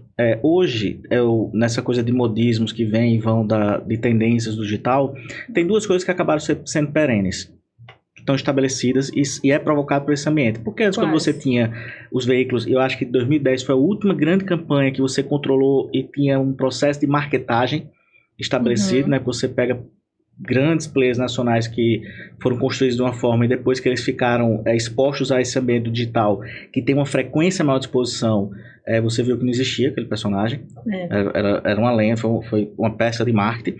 Hoje essa marketagem está cada vez mais refém do celular, que pode estar em qualquer lugar e as pessoas gravarem. Então, o meu trabalho no digital, ele tenta associar aquilo que é identidade com projeção de imagem. É tentar trazer esses dois pilares que estão muito fortes. Autenticidade, porque como o Lucas disse, não adianta querer construir um candidato, fazer um processo de maquiagem. E segundo, horizontalidade, que quando você para ver os grandes players, eles têm essa característica. E horizontalidade não significa dizer que é aquele cara que vai descer a planície e vai perder o status de liderança. Você pega o João Campos mesmo, ele não deixa de ser o prefeito, ele não deixa de ser o líder, mas está acessível. E aí você pode traduzir isso para outros 1000 políticos do mundo afora que fazem isso com muita excelência. E a autenticidade é sempre muito claro como um pilar importante dessa presença digital. Dito isso, eu creio que o digital nessa eleição ela vai ser um processo de comodização por dois aspectos. Primeiro, porque tem muita gente fazendo comunicação política no digital baseada em regrazinhas em tendência, e eu até brinco, fazer trends todo dia. Eu até brinco que é o seguinte, não é que não tem que fazer trends, mas vamos lá, se você tem um amigo seu que não é um digital influencer, é uma pessoa comum, se todo dele postar uma trend, tu não vai achar ele meio imbecil não, meio idiota? Por que o político tem que fazer isso? Não, e não cabe mesmo para todo mundo. O Lucas estava falando também isso agora. E se você está agora. com dificuldades, você falou ainda há pouco, né, que as pessoas, a gente tem um nível de desemprego, né, que é um dos menores do mundo e tal, mas as pessoas não têm poder de compra, poder de serem felizes, de verdade. Aquela coisa toda acaba gerando, então fulano que é meu líder, eu estou aqui com essas necessidades e o cara tá rindo lá. Lucas, tá sambando. Tem um layer na minha palestra nova que é o seguinte: é o cara dançando, vestido de palhaço com terno de político, feito iato, e do lado as pessoas com cara frustrado numa comunidade. E a palavra que eu trago é diferente e trago indiferente. Porque você querer fazer diferente, na comunicação exige. E é que tá. Como é que você faz trends, faz tudo que todo mundo faz e quer ser percebido? Como você vai ser percebido no ambiente cheio de ruído fazendo tudo que todo mundo faz? Então, ser diferente tem que ser um mantra. Buscar algo diferente, buscar algo que está relacionado à sua identidade. Agora que isso não gera indiferença, né? Agora, isso não pode... aí o que acontece, as pessoas... Essa diferença é indiferença. É o cara que acha que político agora tem que ser um grande engraçadão, um cara gente boa demais, palhaço, que para entregar uma obra tem que ir lá... vai calçar uma rua, a rua tá com lama, ele tem que mergulhar na lama, entende? Isso é o seguinte, pode funcionar para alguns? Pode. Eu vou dar um exemplo aqui. Tem um prefeito que fazia isso muito bem, virou até professor de marketing, querendo ensinar isso que ele fazia. Por um processo jurídico, ele não está mais em evidência e eu não vejo ninguém sentir saudade dele. Eu não vejo construção do legado em cima da marca dele. Entendi. Não teve. Agora, do ponto de vista de métricas da dopamina ali do digital, massa. Então, a gente vai ter uma comodização por baixo, muita gente fazendo a mesma coisa. Quando a gente vai para estratégias, por exemplo, de impulsionamento, acabou. Muito provavelmente, rapidamente, vai ter um IA do Meta que vai fazer lá. Vai lá colocar a graninha, todo mundo vai ter acesso, vai ter a mesma ferramenta. Então, essa comodização vai estar aqui presente. E a comodização da excelência. Concorrência gera competência, as campanhas do topo, o digital. Quem não fizer um digital com excelência, com esses pilares que a gente está falando aqui, de premissas de estratégia, premissas de marketing, premissas que estão em torno de uma construção de reputação mesmo, nem vá para o player, nem jogue. Então, essa excelência vai ser comoditizada no topo. Então, na minha opinião, o digital não vai ser o diferencial das campanhas. O diferencial vai ser quem tiver um digital ou quem tiver um processo de comunicação como um todo, quem utilizar a TV, utilizar o rádio e um composto completo de comunicação, capacidade de mover as pessoas. Mobilização vai ser o grande diferencial dessa campanha. Porque o digital, a IA trouxe paridade de armas, que você vai pegar um cara que é candidato a deputado em Rondônia, e você vai pegar um cara que é candidato a governador de São Paulo fazendo peças com a mesma qualidade. Isso. Eu tava aqui na ponta da língua, eu já ia entrar nesse assunto, você citou aí da sua palestra, né? A imagem gerada por IA. A IA, ela vai ser ferramenta mesmo? Ela já está ajudando ou tem que ter cautela? Não, é cautela porque é o seguinte, por exemplo, eu uso como todas as ferramentas. Porque, por exemplo, você começa a ter série histórica de pesquisa, você começa a ter um volume de dados muito grande e você sabendo fazer as perguntas corretas, os pontos certos, é uma ferramenta para leituras estratégicas importantíssima, mas não de definição estratégica. Eu hoje estou com muito medo de ter muito marqueteiro que vai subir uma pesquisa e vai perguntar como é que eu ganho essa campanha gastando pouco? Sabe, fazer perguntas na base do prompt. Não, e aí que tá. Ela é uma ferramenta de trabalho de dados, enfim, que você pode utilizar. E eu utilizo muito, eu utilizo todas. Assim, todas. Foi muita coisa que eu falei. Mas as principais. Ali, as plataformas eu uso e uso muito. Toda hora eu estou me provocando, cruzando dados, cruzando informação. Uso muito. E quando a gente vai para a parte de produção, é revolucionário. Tem uma peça que a gente fez agora recentemente para o pré-lançamento da candidatura de deputado estadual. De Pernambuco, que usa IA, que a gente precisava de um recurso que trouxesse, que seria impossível, poderia até ser fotos e tal. O que está posto ali não seria inviável fazer, seria inviável pelo custo. Não justificaria uma peça para lançamento de candidato a deputado estadual em Pernambuco gastar para fazer aquela peça de animação. E provavelmente tempo, porque ali seria uma peça para fazer em 15 dias, de produção mesmo, com modelagem, com direção de arte, depois modelar isso 3D, animar aquilo. Era uma peça para ser pronto em 15 dias. Foi feito em 24 horas, com custo que quando você dilui com a aplicação, é irrisório. E isso está à disposição. Nessa peça específica, a canção é feita em estúdio, é feita por profissionais que com certeza usam muito IA para samplear e para fazer muita coisa, mas não é hoje que você tem para uma Suno, você pega lá, vai lá, faz uma música, tá lá, eu quero esse ritmo, vai mudando a voz, vai mudando a coisa e fica pronto. Então isso tá acessível a todas as campanhas, entendeu? Porque o custo é baixíssimo, perto do que seria fazer isso há 5 anos atrás. 5 anos atrás, entendeu? Então, só para contribuir também, claro. como é que a gente pensa, como é que a gente está agindo lá, né? Então, a gente tem várias IAs, né? Hoje, como o Juarez colocou, são milhares, a gente já tem IAs em relação, né, ao todo, mas na comunicação, o que é que a gente faz o tempo todo? Isto é verdade? A gente vai reconstruir tal, mas isso aqui vai ser percebido como verdade. A pessoa vai saber que é IA e tal, mas isso está dentro de algo crível, né? Essa história que a gente está contando e vai emocionar com IA, a gente vai fazer muito isso. Na última resolução agora do TSE, a gente viu o que a gente vai poder fazer com IA, a gente já sabe. Eu gosto muito, eu acho que o Juarez já fez isso, a leitura já das resoluções. Então o que a gente vai fazer? Uma dica que eu dou é se aquilo, hoje a IA é ultra real. A gente tem filmes que a gente faz que você não... Só quando você for realmente investigar para ver se foi feito com IA, mas aqui as pessoas se emocionam porque aquilo parece real, aquilo parece verdadeiro. E eu falei da mitificação, que aí o Juarez falou de commodity, da mitificação do digital, das redes, né? Do mito mesmo, que se cria que aquilo lá vai resolver, e se engana alguns candidatos. Então, infelizmente... Eu vou dizer, sabe quem foi o grande vilão de Pablo Marçal na eleição de São Paulo? Vilão, rádio. Eu estava em São Paulo como base na eleição passada, não existia um momento que você ligasse o rádio e não tivesse um spot ou de Boulos ou de Nunes destruindo Marçal. Tinha um que era só assim, Marçal, PCC. Eita. PCC, Marçal. Marçal, PCC. PCC, Marçal. Aparece tudo isso. Pesquise no Google. Aí quando você pesquisar, tá tudo ranqueado lá, só notícia da relação dele, relação do partido dele, entender, né? O veículo. Como é que também, as pessoas têm relação com os veículos, né? De credibilidade, o rádio o rádio continua tendo forte impacto nas pessoas, realmente, por conta dos noticiários, musical também. São Paulo Rádio é uma força gigante. Isso. É uma disputa, né, de palmo a palmo. Então, entender tudo isso, aí é que eu digo que a diferença de um profissional e ser responsável. Por isso, quem vai trabalhar com marca e tal, eu entendo que, novamente, que o dinheiro é bom, a gente gosta de ganhar, mas tem uma estação anterior, que são os critérios, né, para a gente ganhar isso, pra gente, e com o profissional, e com o candidato também, com o cliente. Que eu vejo algumas candidaturas que poderiam acontecer, poderiam dar certo, a gente olha... E depois a gente vê os problemas. Como você contou há pouco tempo, a gente estava nos bastidores, tinha um candidato ao Senado, que Juarez foi lá participar da concorrência, ele optou por outro, deve ter sido preço também, porque também não tem. Qualidade custa caro, porque qualidade tem a ver com resultado. Por exemplo, tem campanhas que eram tidas como impossíveis de vencer, que o marketing não fez milagre, fez a leitura correta, usou os instrumentos de marketing, as pesquisas e tal, a estratégia, a parte criativa, as peças que foram criadas, mas só aconteceu porque tinham profissionais com qualificação na minha equipe, na equipe de Juarez, que entregaram esses resultados. E uma coisa que a gente falou antes, que é a confidencialidade. A gente não pode colocar qualquer um numa campanha, porque até sem querer as pessoas vão para um bar e começam a falar de estratégia. Aí a gente tem que ter muito cuidado, né? Não é paranoia. Não, pior não é isso, não. Porque tem colegas que são assim, que atuam nacionalmente, que eles fazem relações públicas do dia a dia da campanha.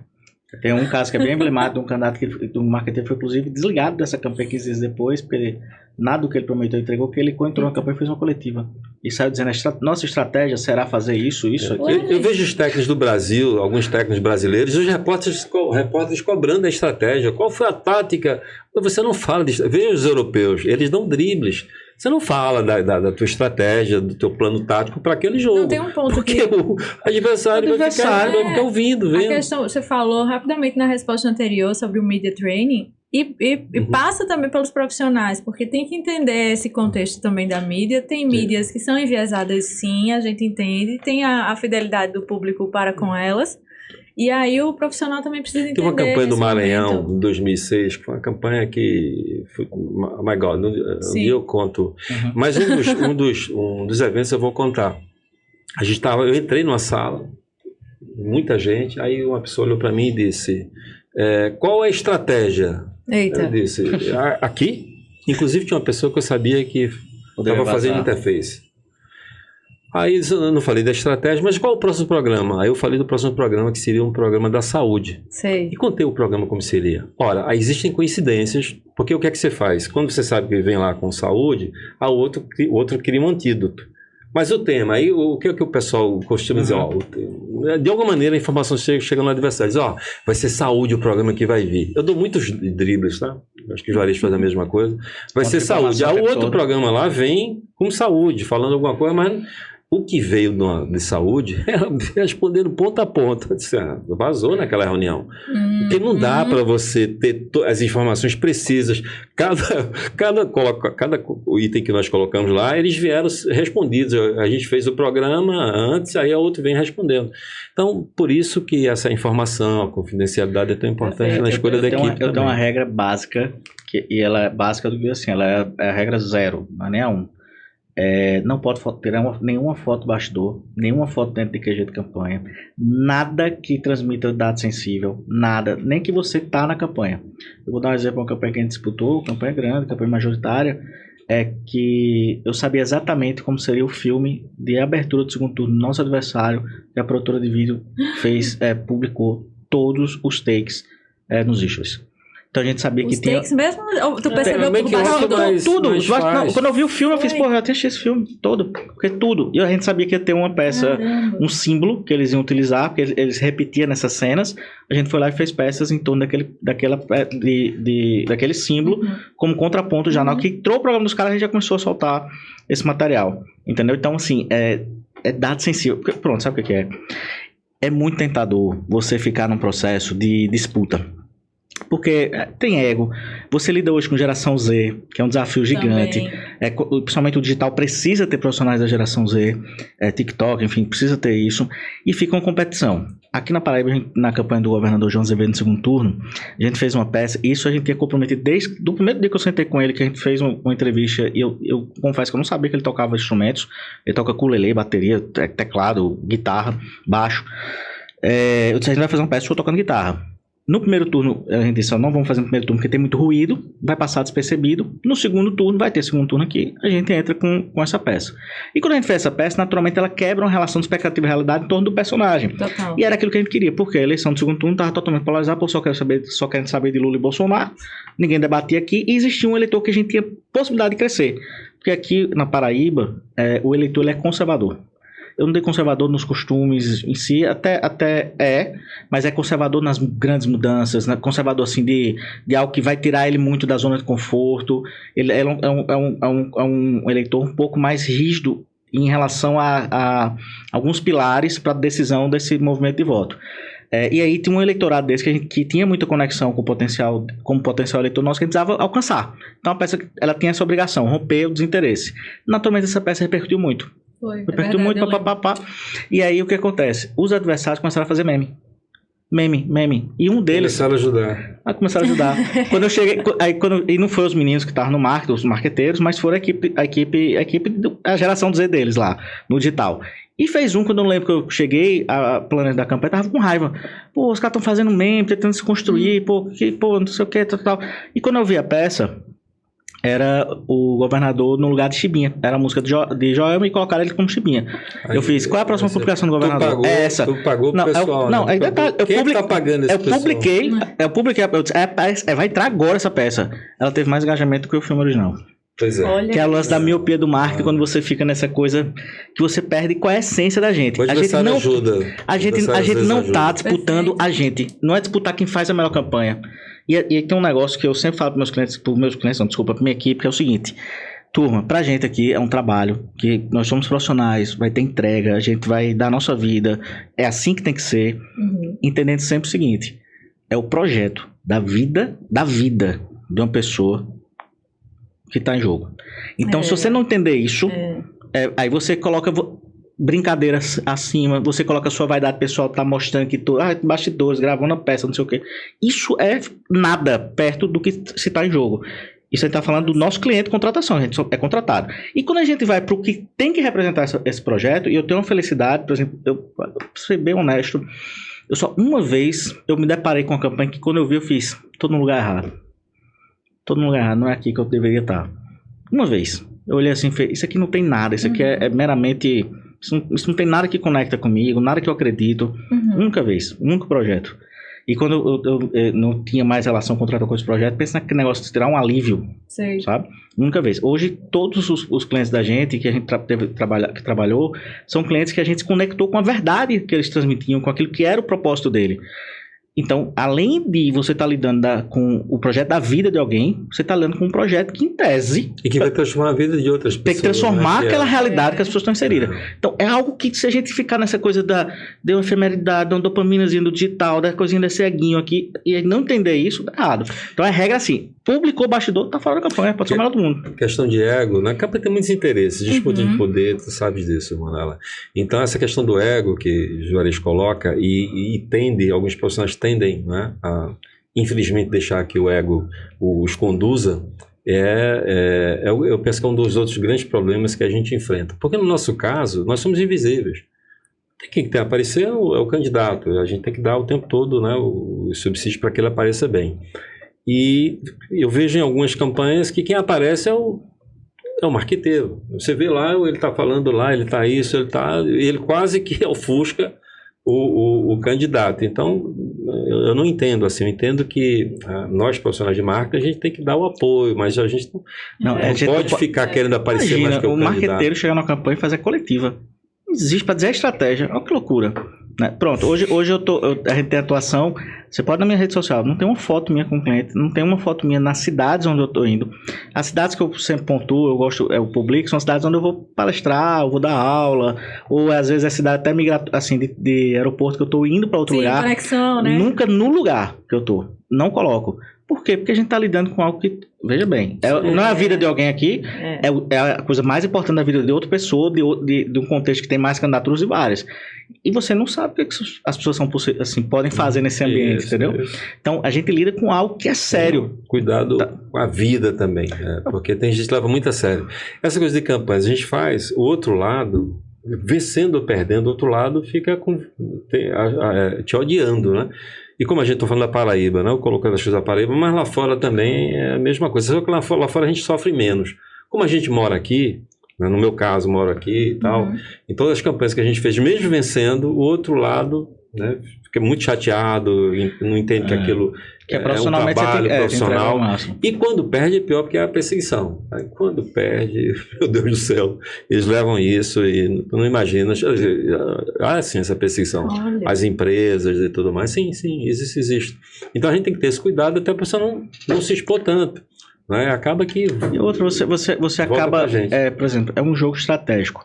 Então, por exemplo, se eu já estudei campanhas de Lucas. Estudei. Vamos lá, que essa campanha X, campanha tal, e ele tem campanhas, e faço isso com o Lucas, faço isso com os grandes profissionais que eu tenho como referência. Ele faz isso, e ele me contou uma coisa que eu vou falar aqui, que eu não prestei atenção. Ele veio me dizer depois, Lucas, numa campanha tal, eu falei contigo, não sei se você lembra disso, você falou isso comigo, e eu não dei a atenção que eu deveria ter dado. E eu não faço isso. E eu não faço isso, porque eu não faço isso normalmente. Porque eu tenho maior atenção e tudo que eu faço, eu fiz isso com o Juarez, é tanto que ele fala, mas eu sei que é verdade. Eu sei que é verdade e, infelizmente, eu não ter dado, não ter percebido o profissional brilhante que ele é. Mas estou dando agora esse testemunho. E sei que é verdade porque um dia eu gosto muito de música e tinha aqui o Jaguaribe Carne com o Pedro Osmar, e eu fui para lá e Pedro Osmar, quando eu cheguei lá, ele disse, não, já está fechado. Aí um dia eu fui falar isso para Pedro Osmar, disse, não, nunca falaria isso com você. Ele falou... Eu gosto de música, quando ele viu uma banda que a gente tinha das mãos da parede, ele disse, não, você falou, Pedro. Aí se Pedro falou sem saber, sem lembrar, eu também falei sem lembrar, porque não tem como. Juarez é um profissional brilhante, não é que tem? Mas naquele momento ali, eu acho que eu tinha 19 anos, não era ainda tão... Teve alguma coisa, porque eu sempre dou atenção, sabe, Juarez? Teve alguma coisa, eu não sei o que foi, mas teve alguma coisa, mas que bom que não você deixa continuou. Por falar em esquecer. E aí, só para fechar. Pois não.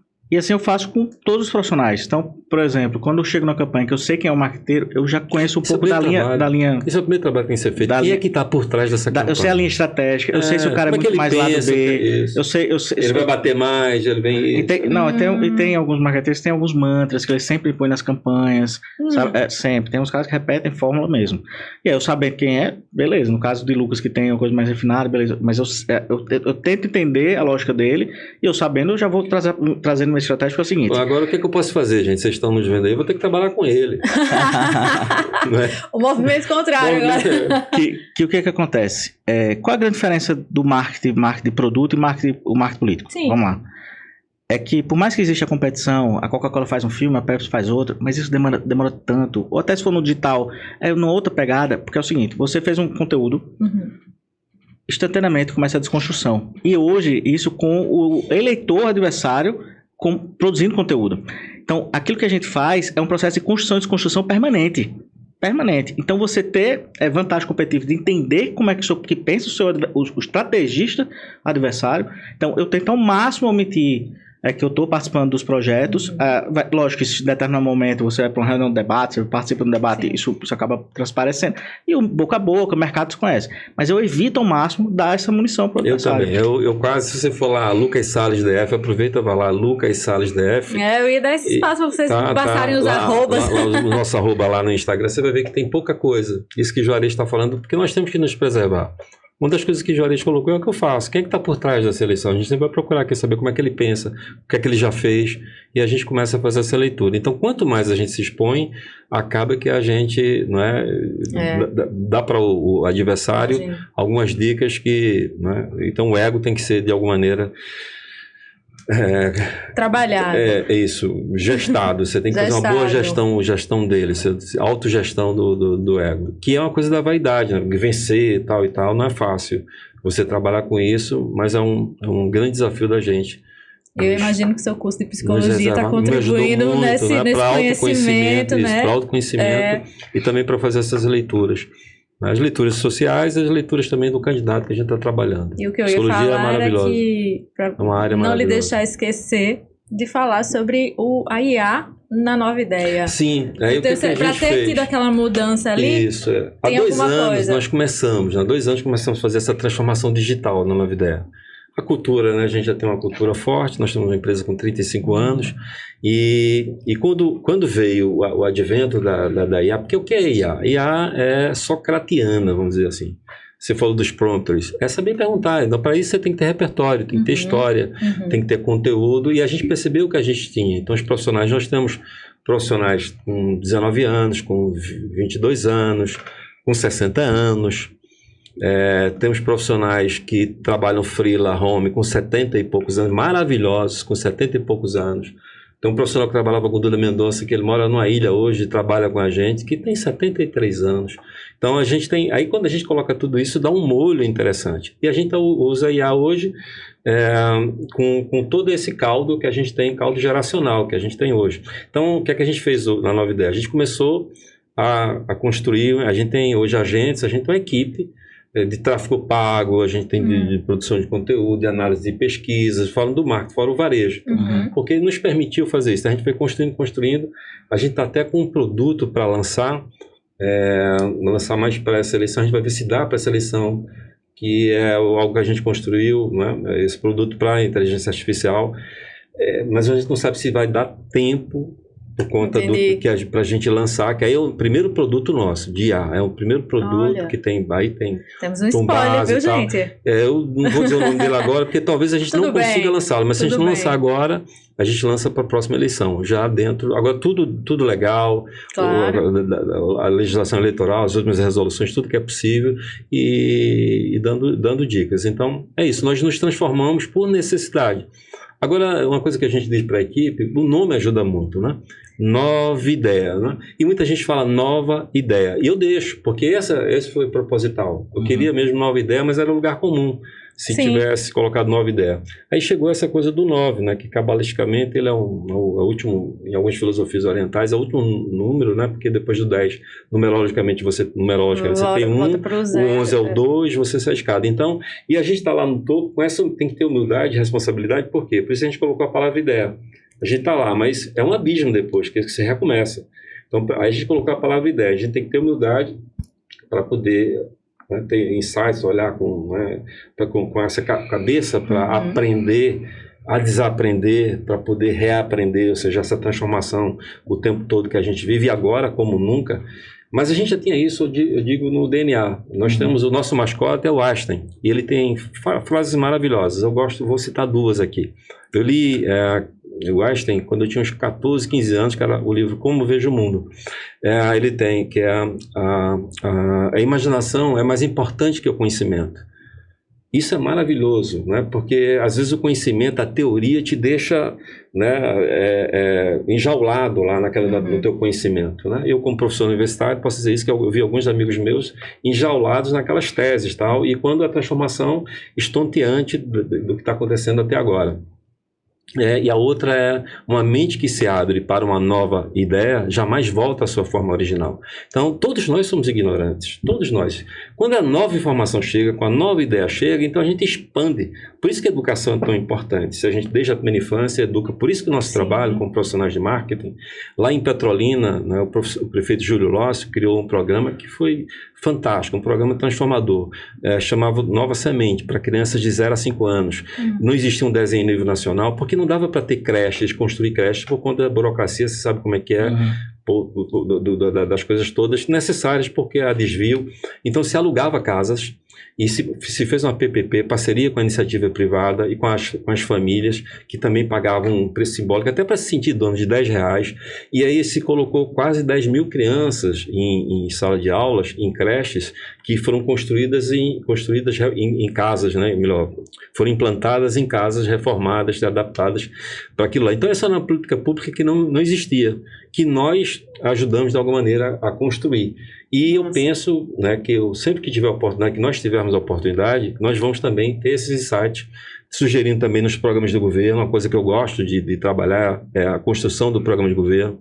Eu lecionei numa pós-graduação em gestão pública, e isso me ajudou também a olhar um pouquinho mais para o que os caras vão apresentar. Para não exequível, né? Para a gente não ter aqueles programas que são mirabolantes, aquelas propostas que você sabe que não tem recurso para aquilo, que aquilo não vai chegar. O eleitor é muito cético também, é isso. Isso, e o eleitor, a gente está no momento do eleitor, né? O eleitor, ele é diplomado, o eleitor, ele está consciente. Por isso que essa consciência, por isso que essa apatia, né? Diz, puxa vida, não estão querendo me enganar de novo? Claro, como é obrigação, às vezes você paga a multa, às vezes você vai lá e vota em alguém. Mas a gente precisa qualificar mais, a gente precisa melhorar isso, e eu penso que a gente conversando, à medida que a gente tenha profissionais como Juarez, comprometidos com a transformação social, fazendo campanhas não só aqui, mas pelo Brasil afora, pelo mundo, espero que ele vá em muitos lugares, com esses critérios, a gente vai ter uma sociedade como a gente quer, mais justa, mais consciente, respeitando, né, com respeito mútuo. A gente tem agora feminicídio, a gente é um fenômeno incrível, né? Então a gente e passa pelas campanhas também essa discussão, não só como uma proposta tal, mas como uma conscientização também, né, da nossa população em relação ao respeito mútuo, respeito às pessoas. Então a nossa profissão, ela é muito importante. O profissional de marketing, eu me sinto assim, corresponsável de todas as campanhas que o Juarez colocou. Por isso que eu tenho mais critérios agora. Eu disse, puxa vida, quando a coisa sai daquilo que a gente planejou, eu disse, puxa vida, eu contribuí com isso. Então eu espero realmente poder trabalhar com campanhas, com candidatos que ajudem a transformar a realidade das pessoas, para que a gente tenha lugares que sejam melhores realmente de se viver. Perfeito. Gente, a gente está se encaminhando para o fim. Eu tenho uma pergunta final que eu vou querer que os dois respondam. Mas antes disso, Juarez, fale do Campi. É uma associação que desde Brasília, morei em Brasília, né? O pessoal já me conhece aí, já sabe, que eu conheço, e aí fez 8 anos agora, não é isso? Isso. O CAMP, ele tem uma missão de aglutinar esse movimento que está surgindo em torno da comunicação política. São profissionais de comunicação política, né? Muito bacana. E hoje uma inserção feminina muito grande, que é uma preocupação. Hoje na diretoria nós temos 2 diretoras, mas muitos profissionais, e principalmente profissionais da nova geração. Quem atua em campanha no país tem percebido que existe o fenômeno da ocupação de posições estratégicas de comando de muitas mulheres. Eu mesmo, dos meus projetos hoje, eu diria que 80% dos cargos de comando são de mulheres. Então tem muita profissional de comunicação trabalhando comunicação política. Aí o campo tem conseguido ampliar essa representatividade nacional. Eu antes era diretor do Norte-Nordeste, fui um dos que lutei para que o Norte tivesse a sua diretoria também, porque... merecido. E primeiro que somos muito diferentes, né? Você vai ter ali, no máximo, o Maranhão que se mistura um pouquinho com o Norte, mas o resto, o Nordeste tem sua identidade, o Norte tem sua identidade, e profissionais muito fortes. Eu tenho a oportunidade hoje de atuar no Norte do país, e é interessante a quantidade também de grandes profissionais que tem lá. Enfim, então o campo ele consegue ter essa capilaridade e fazer o debate público em torno das pautas relevantes, né? O campo teve uma participação agora nessa definição da resolução, contribuindo principalmente com a questão da IA. Na última eleição foi uma sugestão do campo que delimitou a atuação do que seria a inteligência artificial naquele momento. Olha. Lógico que se existia muita coisa nebulosa, principalmente muito medo do que seria a utilização no deepfake, na utilização do lado B dessa ferramenta, das ferramentas de inteligência artificial. E aí naquele momento foi quase proibitivo, assim, né? Porque poderia se perder o mandato se utilizasse IA para tentar diminuir um candidato, um ataque, enfim.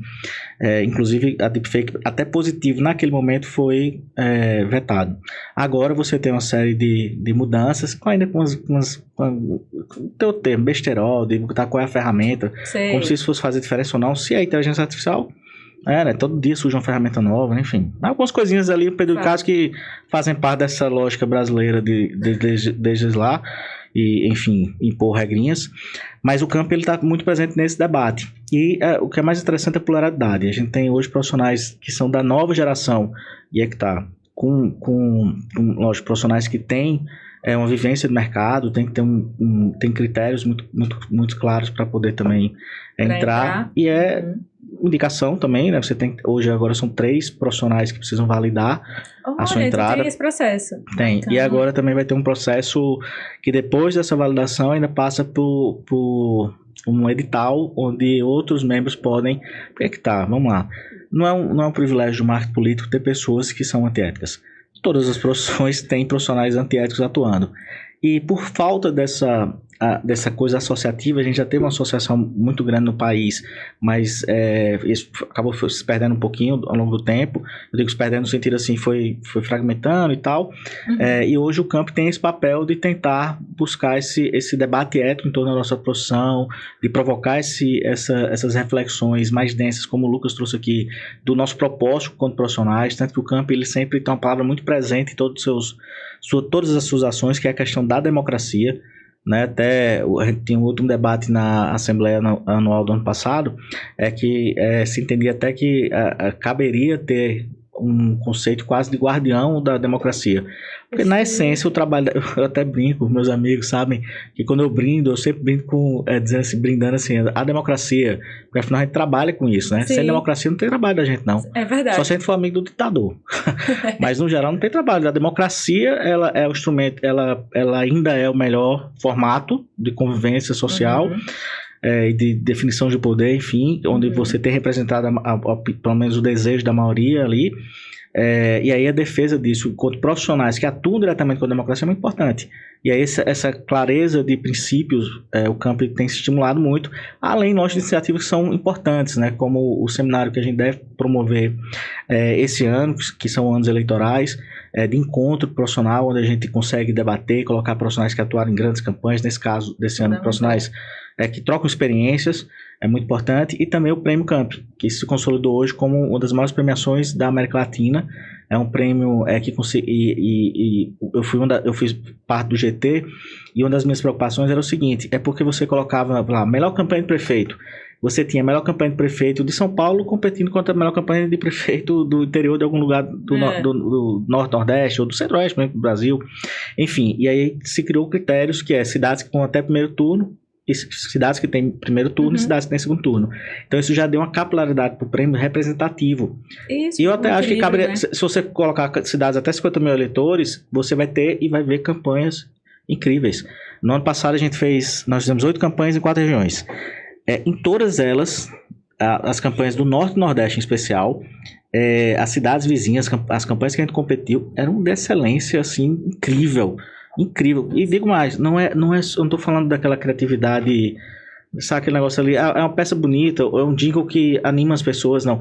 Uma lógica estratégica por trás, uma lógica criativa estratégica por trás daquelas campanhas, né? Então, assim, isso é resultado do que a gente falou agora, da criatividade do brasileiro, do povo brasileiro, é inerente, né? Pela nossa formação, essa mistura que a gente tem, ela é muito rica.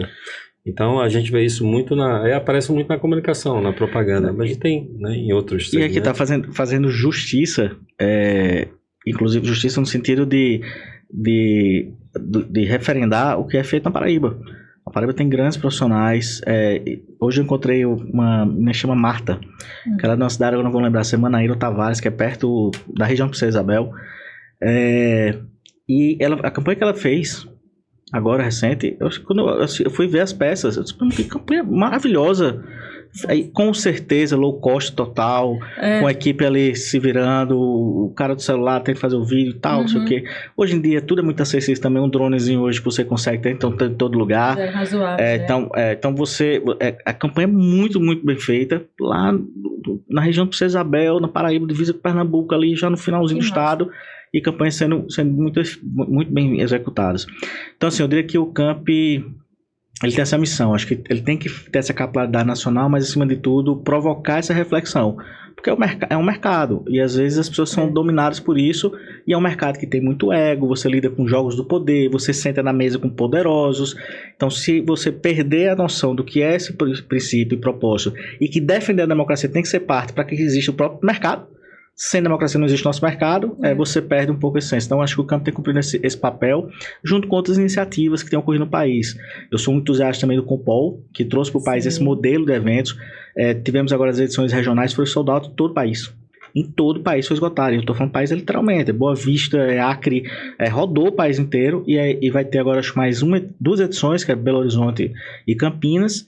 E depois segue para a edição nacional. A edição nacional é o do estoque de comunicação política. Olha. Só tem uma tragédia, porque é no São João. É 23, 24, 25 de junho. As pessoas vão ter que fazer uma escolha. Não, Santa Catarina... Santa Catarina... Como assim São João? O que tem São João? O que tem de 23, 24, 25? Brasília já não vive direito, imagina Santa Catarina. Mas é o seguinte, é um Woodstock de comunicação política. São 3 palcos simultâneos, 4.000 pessoas participando do Brasil inteiro. Você sai de lá, parece que você levou uma surra de conhecimento. Muita gente. E esse ano vai ter uma inserção bacana de profissionais da América Latina. Então vou ter grandes profissionais que atuam em campanhas nos Estados Unidos, enfim, campanhas muito grandes mundialmente, que vão fazer parte também. Então, quem quiser uma alternativa para São João, tem aí em junho. Uma boa alternativa, inclusive. Nacional. Você meio que deu uma deixa. A minha pergunta final era exatamente, queria na palavra de vocês, é claro, fazer esse comparativo do mercado da Paraíba. Mercado, eu falo da comunicação pública, né, do marketing político, e de outros estados, ou nacionalmente, se quiserem fazer dessa forma. Mas pode citar a riqueza dos nossos profissionais, a riqueza da nossa criatividade, se for o caso, ou, de modo geral, resultados, tá? Queria a palavra final dos dois a respeito desse comparativo, porque eu estou com 2 paraibanos aqui, que são grandes nomes. E aí eu queria realmente que vocês falassem da Paraíba para fora, esse tipo de comparativo, tá, Lucas? Hoje nós somos muito bem reconhecidos em nível nacional e até internacional. A Paraíba construiu isso com os resultados relevantes. Aqui no estado, as campanhas memoráveis que foram realizadas, né, muitos profissionais vinham para cá e acabavam que encontravam profissionais aqui qualificados, e eu posso falar isso porque eu entrei...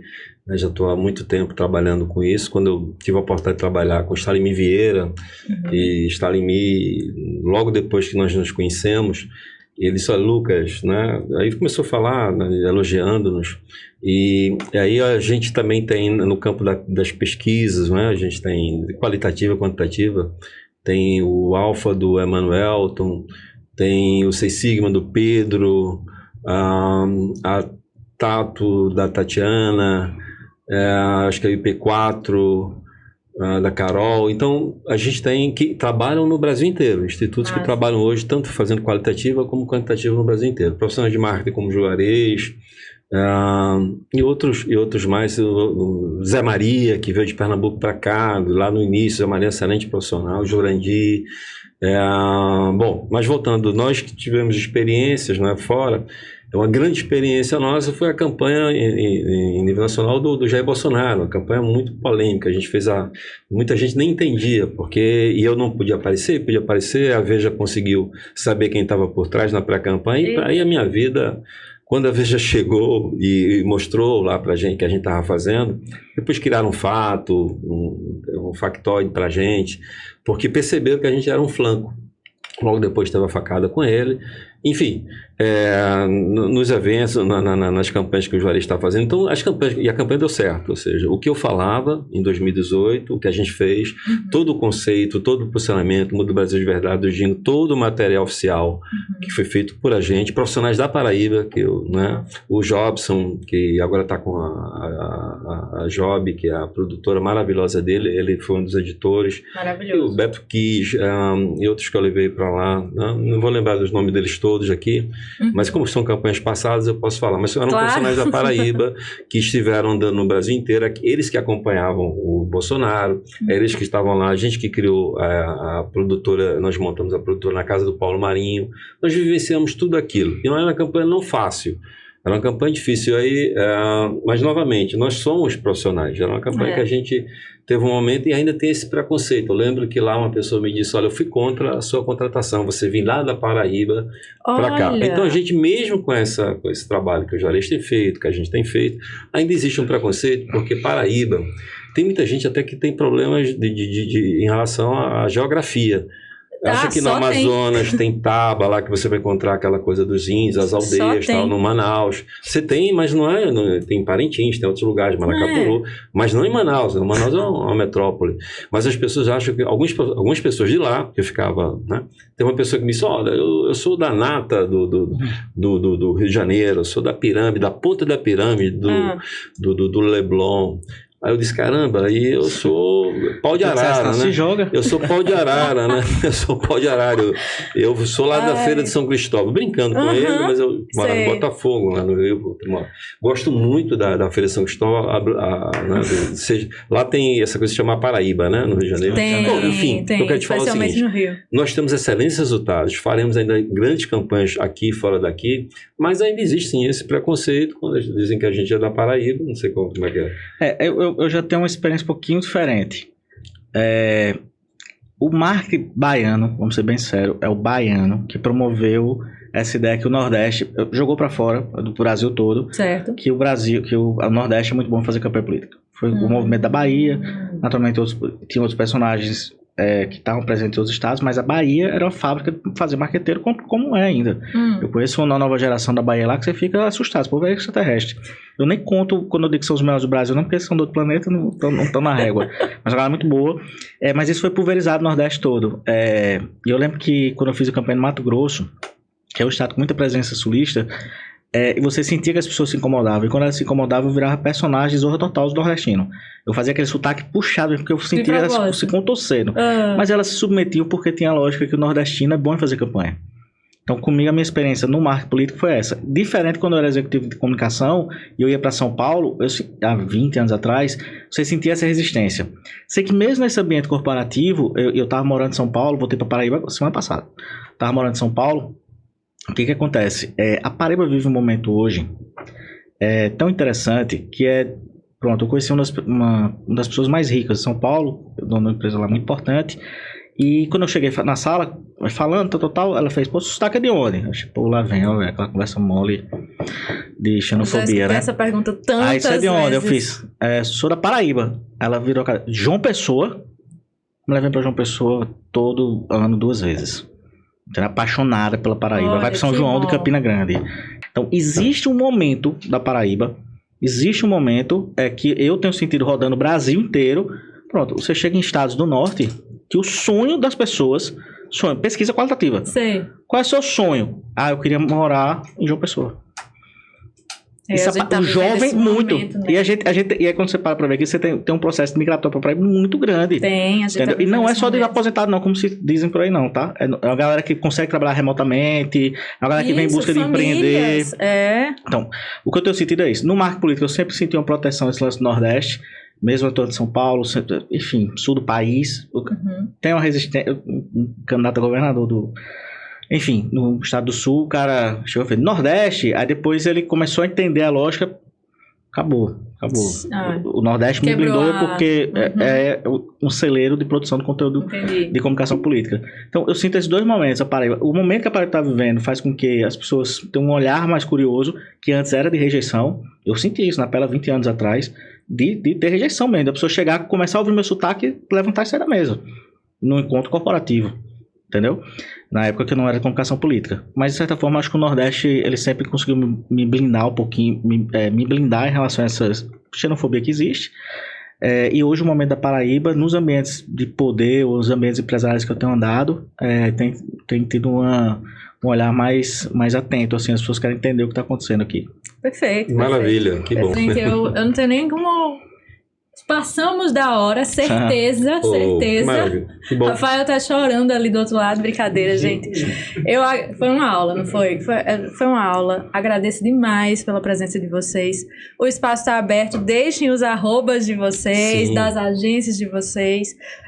Só posso desejar realmente sucesso. Obrigado. Não vou perguntar das agendas e tal, porque não vou ter respostas, mas só posso desejar realmente sucesso. É um ano decisivo, realmente, e de muito trabalho, né? Então, sucesso nas campanhas em que vocês estão envolvidos e que, enfim, as equipes de vocês também façam um ótimo trabalho. É isso, o meio, ele enaltece realmente os talentos aqui da Paraíba, do nosso Nordeste de modo geral. Então foi muito especial terminar com essa pergunta também para a gente encerrar em grande estilo falando da nossa Paraíba. Deixem aí os seus arrobas, seus agradecimentos. Maravilha. Te agradecer, Mariana, e desejar vida longa para o Meiocast. Necessário esse podcast. Outras pessoas virão, muito importante que a gente prestigie, conte com a gente para apoios e tal. Gratidão. E é isso, eu vou falar da nova ideia, né? Vai lá, por gentileza, vai lá no arroba 9, numeral 9, a palavra ideia. Também eu, arroba Lucas Salles DF. No direct a gente conversa, eu não coloco muitas coisas de marketing, até por tudo que a gente colocou aqui a gente não pode, né, expor os nossos clientes e a gente também, né, a gente entende o nosso lugar onde a gente deve ficar, que tem que aparecer o nosso cliente, enfim. E se quiser trabalhar também com a gente, se você pensa em trabalhar em campanhas, manda o teu currículo para a gente. Nós estamos começando, vamos trabalhar aqui na Paraíba e fora da Paraíba. Eu sou muito, assim, feliz na Bahia, né? Eu fui... tanto que eles me chamam de baiano, né? Outro dia eles colocaram lá o publicitário. Depois eu mando para você, publicitário baiano. Eu disse, aí você mais aceita? Bom, mesmo? Então aceita. Eu sou muito feliz na Bahia. Um dia eu fui lá, tinha uma faculdade lá, a época o Duda estava vivo, na época que ele estava passando por aquele momento, tal, ele foi o Paraninho, fui eu, dei uma aula lá em Salvador. Então, na Bahia eu sou muito bem recebido e fico feliz. A Paraíba realmente vive um grande momento. É muito legal para a gente perpetuar esse momento que a gente vive. Nosso estado é muito rico, a história dele. Lembrar que nós completamos agora 440 anos, né? Porque somos de 1585, então temos história. Outra coisa que o paraibano precisa compreender, conhecer a sua história, porque isso te dá uma autoconsciência, a tua autoestima se eleva. Então a gente faz parte, e nós sempre fizemos parte dos grandes momentos do Brasil. Então a Paraíba sempre esteve presente nos grandes momentos do país. E é bom que ela recupere isso, que recupere a autoestima. Um lugar maravilhoso, é belo, não tem assim, eu conheço outros lugares do Brasil, do mundo e tal, mas aqui é fantástico. A gente passear aqui pelo Rio, sair pelo Rio, ir lá pro mar, né, as piscinas que emergem e tal. Então, fora as outras belezas históricas e tal, o povo é maravilhoso, enfim, você tá certo, Juarez. Espero que todos compreendam e é isso, e vamos para frente. Eu brinco que Obrigado. Eu conheci... Falta um pouco, conto na mão, assim, quantos estados faltam eu pisar no Brasil. Não troco João Pessoa. Não troco nossa Paraíba. Não troco. Mariana, você é de onde? Eu sou daqui. João Pessoa? Sou daqui. Você também é daqui. Eu fui dizer isso. Eu fui isso. adotado, sou de Campina Grande. Pronto, vou dar um testemunho hoje. Um amigo de Santa Catarina, que estava comigo agora no evento, meu grande amigo Marcelo Natália, acho que é o maior especialista digital do Brasil hoje, parceiro de todos os projetos nossos. E ele tava, ele tava, primeira vez em Campina Grande, a gente fez, cara, tô impressionado, que cidade linda. É uma cidade rica, né? É verdade. E é que tá, Campina tem uma vaidade e que esse barrismo, essa proteção dela, que ela é vaidosa mesmo, uma cidade bonita. E quando você chega em Campina, é bonita a entrada, né? Campina, você chega num lugar bonito da cidade. Ele tava elogiando o clima também. Não, em São João quem vive... mais ameno quem pode até... Fogo Londrino, fogo da Borborema. Da Borborema é que Londres imitou, né? Não, Campina para mim é uma das cidades mais bonitas do interior do Brasil. Não é interior do Nordeste, não é interior do Brasil. Tô brincando. Da Nova York, né? Porque tem essa coisa de Gil, isso. Que Gil um dia foi visitar Campina Grande e disse, andando ali na Marcel Pedro, ele falou, Campina Grande, essa cidade que quer ser Nova York. Eita! E aí, deixa meu arroba, que é o arroba Juarez Guedes _. Isso. Eu respondo lá mais fácil que o WhatsApp. Meu WhatsApp, eu tenho 200 grupos de WhatsApp que contaminam a possibilidade de conversa e diálogo. Também agradecer e parabenizar pelo espaço. Primeiro que eu sou vibrador dessa tua iniciativa de falar sobre comunicação, falar sobre mercado. E acho que lá na frente o mercado sempre vai ter que reconhecer isso. Eu digo lá na frente porque às vezes quando a gente está aqui olhando de perto não vê. Mas quando a gente já vê a trajetória que você fez, muito importante para o nosso mercado. A gente está falando de um mercado com muito profissional competente, com muita agência que atua com excelência. Então, ter alguém que tem esse olhar e tem esse espaço, eu sei que tem muita entrega sua para poder viabilizar o espaço. Então, assim, vida longa de verdade, como o Lucas colocou, e você está, assim, super parabéns. E dizer que esse ano é um ano muito importante para a gente, é um ano que, de fato, tem as campanhas, apesar que a gente já vive um projeto de campanha permanente, então a gente está sempre envolvido em projetos ao longo dos tempos. Acabou aquele negócio que o marketeiro vivia um ano quase sabático, nos anos ímpares, não existe. Acabou, você está sempre ali muito presente, muito diálogo, naturalmente com uma posição mais consultiva, né? Nesse momento, mas com uma atividade muito ativo o processo, principalmente quanto desse senso de urgência que o digital traz, que não existe, enfim, mas acaba movendo o tabuleiro e você acaba muito ocupado ao longo de todos os tempos. Mas é um ano que você realmente contrata. Hoje eu tenho 21 vagas em aberto, sem preencher, em projetos. Sem preencher. Gente, tá aí, viu? Fala com o Juarez. Aí, Lucas. Fala com o Lucas. Temos também vagas. É isso. Absolutamente. Então, eu falo do Rafael, né? Do Rafael Cast aqui, que foi uma surpresa quando eu encontrei o lugar que você escolheu também para... Vem aqui, Rafa, vem aqui. Dá pra tu vir aqui? Aparece aqui. Que bom aqui. O Rafa é o meu Lombardi. De vez ou outra eu falo dele e ninguém conhece. Aí, gente, Rafael. Isso. Fale comunicação. Excelente diretor de arte, diretor de cena, profissional da publicidade. Tem um tempinho já que eu admiro esse cara aqui, gosto dele de graça e ele sabe disso. E a recíproca é verdadeira. É verdadeira. E eu aproveito a deixa, Rafael, aqui para agradecê-lo também mais uma vez pela parceria. Vou encerrando aqui o nosso episódio. Obrigada mais uma vez a vocês dois pelas palavras. Obrigada também pela parceria Loja Lotus, @_use Loja Lotus. E Rafa, brigadão. Fale Comunicação, estude Falecast. Até o próximo mês com o próximo MeioCast. Segue lá também @meio de propaganda e vai acompanhando as notícias do nosso mercado. Obrigada.